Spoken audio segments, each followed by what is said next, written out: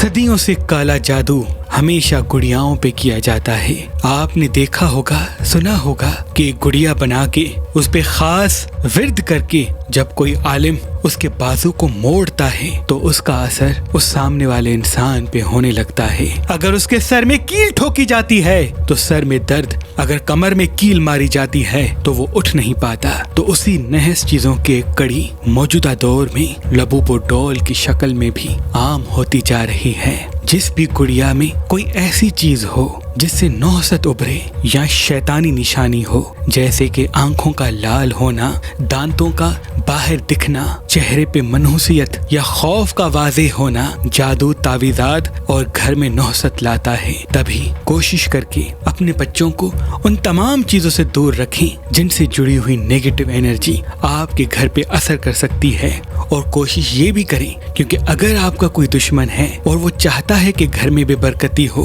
پریشانیاں ہو، اختلافات ہوں، تو کسی بھی وہ گڑیا پہ کچھ دم کر کے آپ کے گھر میں تحفہ کر کے بھجوا سکتا ہے۔ تو آپ ایک عادت کو قائم کر لیں، جب بھی اپنے بچوں کے لیے کوئی چیز خریدیں یا کوئی انسان جب بھی آپ کو کوئی تحفہ دے جو کسی شبیہ کی مثل ہو، جیسے کہ تصاویر یا ڈول وغیرہ، تو اس پہ سورہ فلق و سورہ ناس 3 مرتبہ دم کر لیں۔